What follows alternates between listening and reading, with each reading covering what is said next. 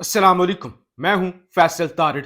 Establishment, Nawaz Sharif, Asif Ali Zardari, तीनों का plan जी बढ़ चुका है।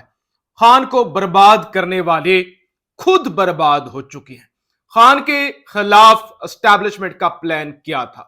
एस्टैब्लिशमेंट और एस्टैब्लिशमेंट का मरासी, एस्टैब्लिशमेंट का कम्मी राजा सिकंदर सुल्तान, इनका प्लान था कि एन उस वक्त पर कि जब टाइम बहुत कम होगा फैसला दे देंगे कि पीटीआई का इंट्रा पार्टी इलेक्शन ठीक नहीं है, इंट्रा पार्टी इलेक्शन वापस करवाएं वरना उनके पास बल्ले का निशान नहीं होगा।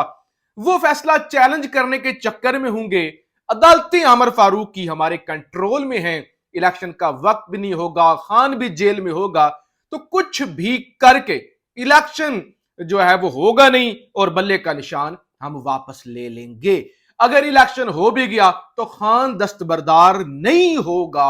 हम दोबारा कहेंगे कि एक सजा याफ्ता शख्स कैसे पार्टी का चेयरमैन हो सकता है, लिहाजा ये इलेक्शन ही मंजूर नहीं है, लिहाजा फिर बल्ले का निशान वापस ले लिया जाएगा। अब इस प्लान पर इतना एतमाद था, सिकंदर सुल्तान राजा इस तरह खुश थे, कुछ सहाफियों को भी बता दिया गया, कुछ सहाफियों के साथ भी ओवर कॉन्फिडेंट होके प्लान शेयर कर दिया गया, प्लान खान तक भी पहुंच गया, प्लान को बना दिया गया नाकाम।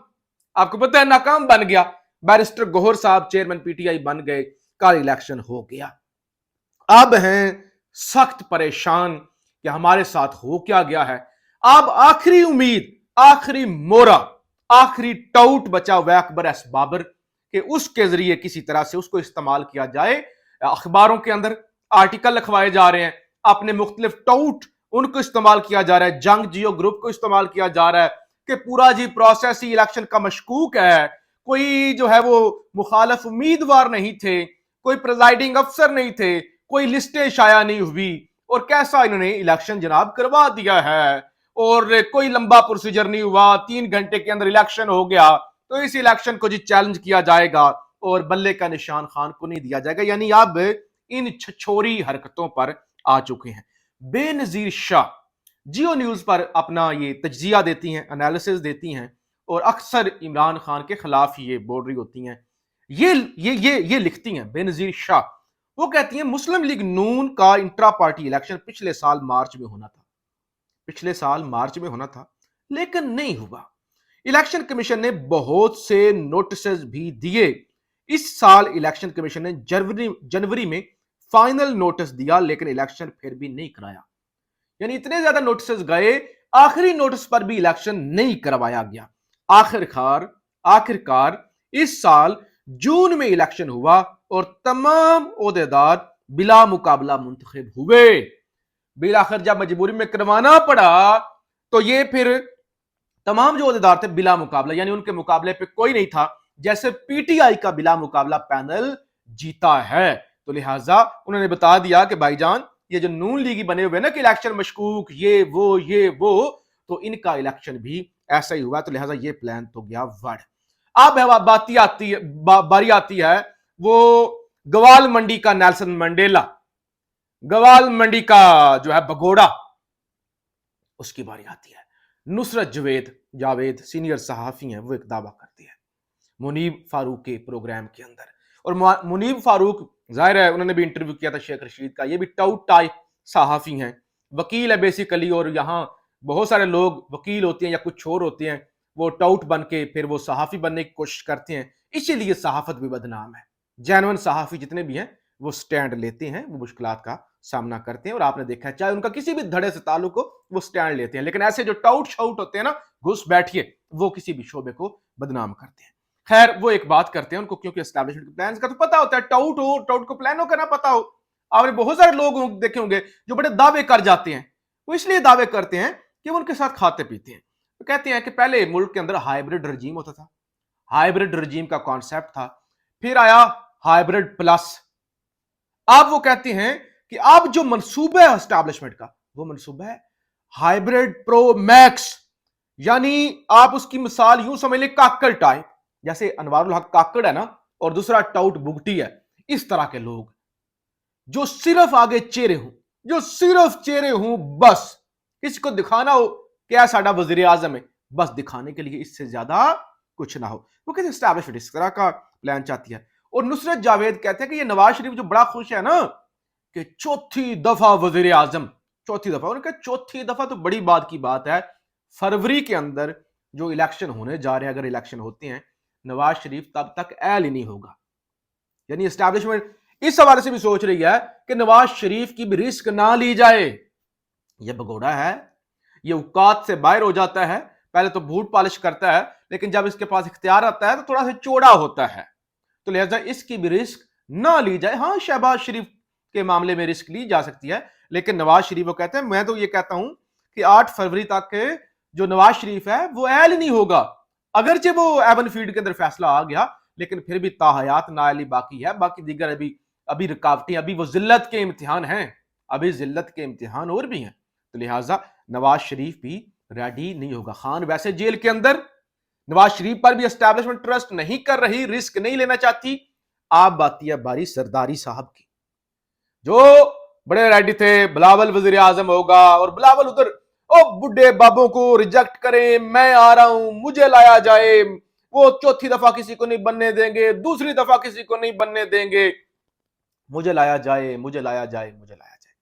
वो जरदारी साहब का अहमद मीर के साथ अगर आपने इंटरव्यू सुना है, उसके अंदर बिलावल जरदारी साहब ने कहा था बिलावल अभी बच्चा है, बिलावल अभी ट्रेनी है, तो बिलावल की अभी ट्रेनिंग होना बाकी है। उनके आजकल के बच्चों को पता नहीं है। उन्होंने एक हकीम वाली स्टोरी सुनाई थी, अगर आपको पता। उन्होंने कहा था कि एक हकीम था, तो वो एक कसाई था, कसाई की आंख के अंदर एक शीशे का टुकड़ा था, तो वो टुकड़ा डेली जाता था, वो पट्टी करके आता था और वहां कसाई से गोश्त ले आता था। उसका बेटा पढ़ लिख गया, पढ़ लिख से बाहर से पढ़ के आया, डॉक्टर बन गया। वो एक ही दिन गया, उसने वो शीशा निकाल दिया, पट्टी की और मर्ज ठीक हो गया। उसने कहा बाबा बाबा आपको कुछ नहीं आता, आपको कुछ नहीं आता। वो देखे ना, एक दिन में आप कई सालों से लगे हुए, दहाइयों से लगे हुए थे, और आपने एक दिन से में जो है वो आप उसको हर रोज पट्टी करके आ जाते थे, तो मैं तो ठीक कर रहा हूं। तो जरदारी ने कहा, हकीम ने अपने बेटे को बताया, बेटा तू बाहर होते पढ़ के आ गया मैं, लेकिन तेरे अक्ल कोई नहीं है। जो मेरे अंदर दानिश है ना, वो तुम्हारे अंदर नहीं है।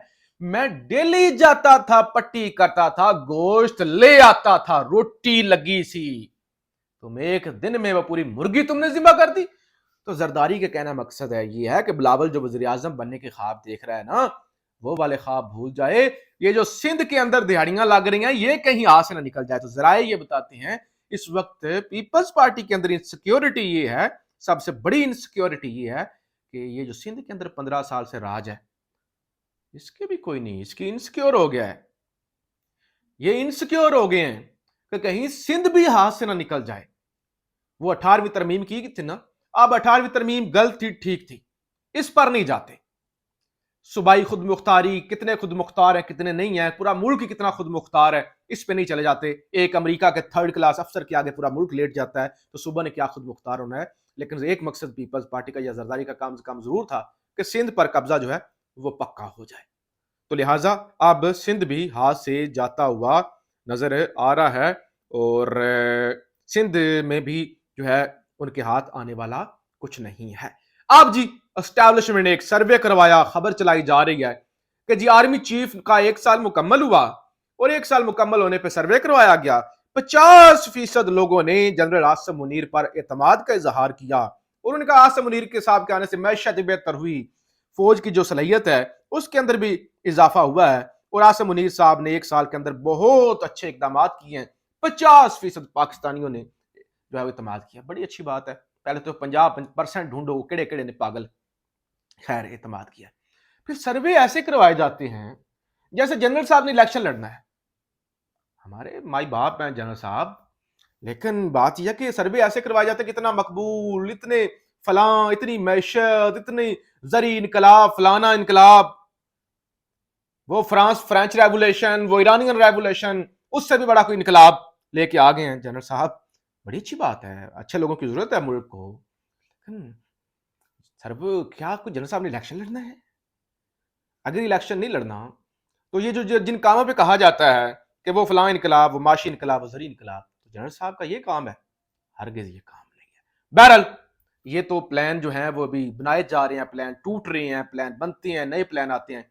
अब फाइनल प्लान जो है वही कामयाब होगा। جسے میرا خدا چاہے گا۔ اللہ تعالیٰ فرماتی ہے نا کہ ہوتا وہی ہے جو میں چاہتا ہوں، کہ ایک اے ابن آدم، ایک تیری چاہت ہے، ایک میری چاہت ہے، اگر تو چلا اس راستے پر جو میری چاہت ہے، پھر ہوگا وہی جو تیری چاہت ہے، اور اگر تو چلا اس راستے پر جو تیری چاہت ہے، پھر میں تھکا دوں گا تمہیں اس میں جو تیری چاہت ہے۔ تو یہ اس کا لب الباب ہے کہ اگر تم نے اپنی کی نا، تمہارے پلان کوئی نہیں، آخر کے اندر پلان میرا کامیاب ہونا ہے۔ انسانیت کے ساتھ ظلم کرنے والے مکافات عمل اور پھر قدرت کے نظام کو کیوں بھول جاتے ہیں، اور پلان جو ہے نا، پلان کو نہیں کامیاب ہو رہے۔ پاکستان